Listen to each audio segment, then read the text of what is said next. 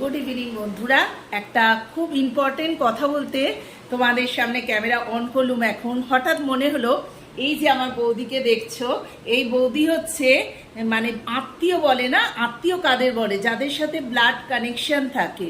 এই বৌদি হচ্ছে আমার পরম আত্মীয়। এই যে আমি বিদেশে এসে আছি, মানে বোম্বেতে এসে আছি, এই বৌদিও কলকাতারই, কিন্তু এখানে এসে বৌদির সাথে আমার 8 বছর আলাপ হয়েছে। সেই একইভাবে মনে হয় সত্যি আমার দাদা ছিল না, দাদা বৌদি পেয়ে গেছি এখানে।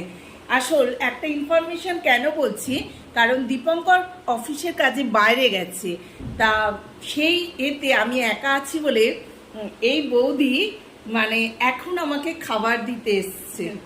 সেইটা থেকে আমার মনে হলো যে দেখো, যে বৌদি নিজের রান্না করে আবার সেই খাবার বলেছিল সকালে, আমি বললাম না না সকালে দিতে হবে না, তা বৌদি এখন দিতে এসছে। তাহলে বলো, আত্মীয় না পরমাত্মীয় বলাই কাম্য। সেই জন্যই ক্যামেরাটা অন করলাম। না না না ক্যামেরাটা অন করলাম কারণ অনেক ব্লাড কানেকশন দেখেছি, অনেক আত্মীয়দের দেখেছি যারা কোনোদিন পাশে দাঁড়ায়নি, কিন্তু আমি একা আছি বলে আমার এই বৌদি কিন্তু দেখো খাবার করে না। আমি তো খাবার করতেই পারি, আমি তো করছিও, রান্নাও করছি, কিন্তু যাই হোক বৌদি বললো না তুমি একা আছো, আমি কিছু নিয়ে যাই তোমার জন্য।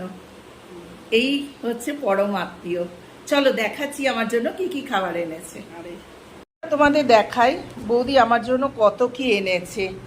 আমি এখন ওয়াকিংয়ে বেরোবো, তবুও তোমাদের যেটুকু দেখাতে পারবো দেখাচ্ছি। দেখো টিফিন কৌটোর পর টিফিন কৌটো বেরোচ্ছে। দেখো বৌদি আমার জন্য খাবার করে নিয়ে এসছে।